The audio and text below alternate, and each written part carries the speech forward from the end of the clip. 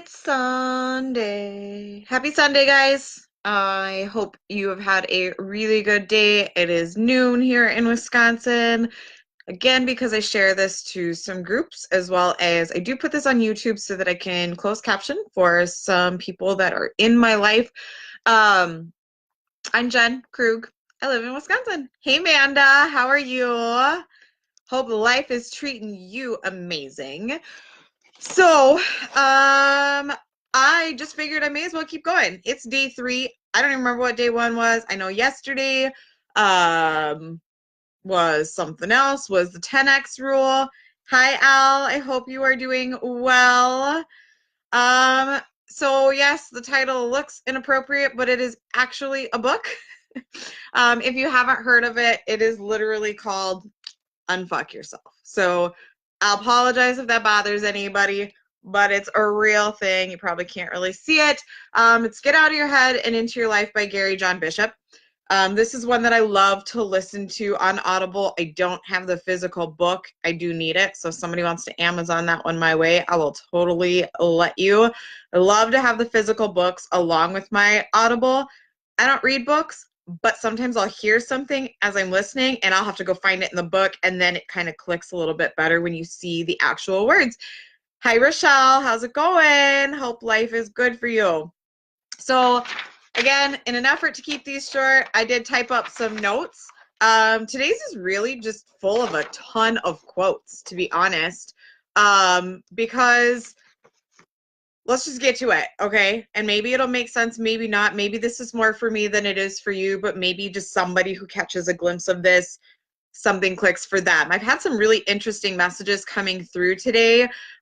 People who are struggling with different things going on in their life, in their relationships, in their jobs, with their schooling. I literally, in the last 30 minutes, have had at least 4 different people come to me, and they weren't necessarily negative conversations, but people are struggling, and I struggle. So I'm comfortable getting up here, being honest, sharing some things, and I just felt that this was appropriate for today. So let's just get into it. So the book is very real. It's out there. You can find it. It has chapter titles like I Am Willing, I'm Wired to Win, I Got This, I Embrace Uncertainty. And then there's one that I'm really going to probably talk about more so than anything in a second. But really, this book isn't one of your normal positive affirmation personal development books. I think 2 days ago when I did the day 1 live on March 1st, I mentioned he made the statement of he doesn't expect you to say things like, I'm a tiger. You're not a tiger. But are you strong? Have you conquered things that you didn't think you were going to ever get through? I think we all have. Our worst times, if we look back, we've probably been through worse, or maybe this really is your rock bottom. Maybe this really is the worst thing you've ever endured, but you've got through things you thought at one time were the worst, right? So put that into perspective with whatever you're struggling with. This book is one of those ones when you need a virtual slap to reality, but it inspires you and it's real. And I think that's why I love this book. So I think this is where we're probably going to talk more about one specific word, because right now it is how I feel with every ounce of my being, and it's the word relentless.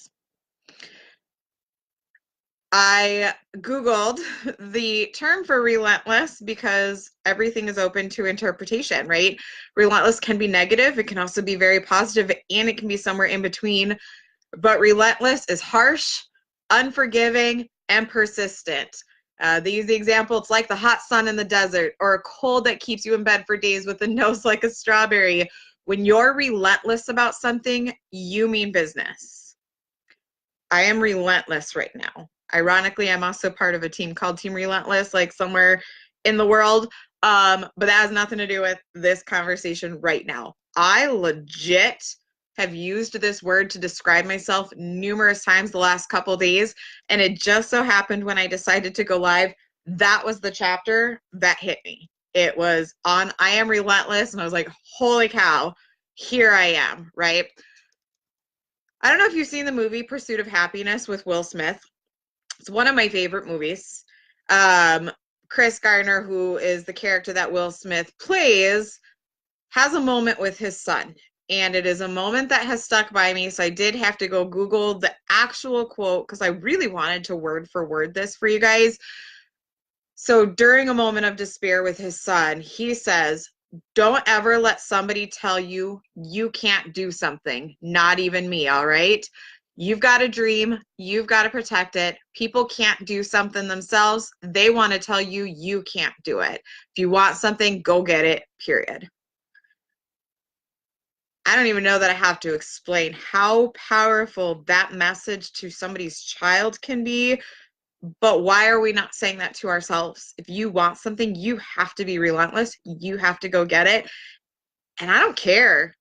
Other best quote ever. I don't remember which one of my million mentors has said it to me and in 100 different ways, but other people's opinions of you are none of your damn business.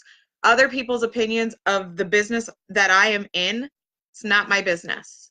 There are people who believe in me, there are people who support me, and there are people who are on the sidelines, and there are people who knock me, and guess what? Not my problem, right?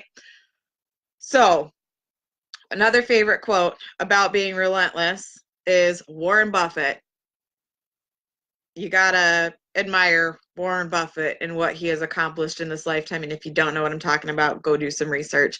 But he said, until you can manage your emotions, don't expect to manage money. Regardless of assigning money to success, you need to manage your emotions to overcome obstacles on the road to victory.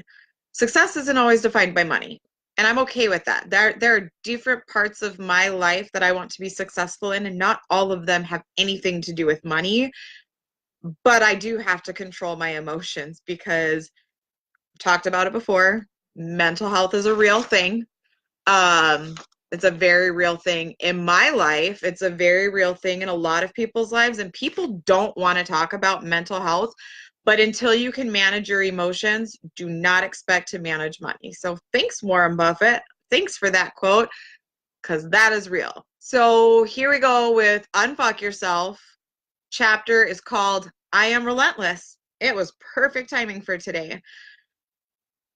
Favorite quote from this chapter is simple. It says, here's the deal. True relentlessness comes when the only thing you have left is relentlessness. When it seems all is lost and all hope and evidence for success have long since vanished, relentlessness is the fuel that drives you through. That sums up the last 3 days of my life. It allows me to overcome the emotion I have felt over the last month of my life because I am legit in relentless mode. Life won't stop for your pauses and procrastinations. I don't know if anybody has met me. I am a queen procrastinator. Okay. I just am. So this quote is probably going up on my wall, probably going up on my bathroom mirror. Life won't stop for your pauses and procrastinations. It won't stop for your confusion or fear. It will continue right along with you. Whether you play an active part or not, the show will go on. That one's open to your interpretation too, but I think that's powerful. Even just that first, it doesn't stop for your pauses and procrastinations. Couple of you who jumped on, I don't know if you're still watching, but I think this message might be for you. You have the life that you're willing to put up with. We settle. We need to stop settling. You have to know your worth. You have to know you're worthy. If you haven't figured out your goals, you need to do that, even if it's a baby step.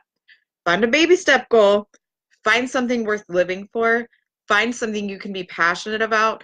Find something that has meaning to you because you have the life you're willing to put up with.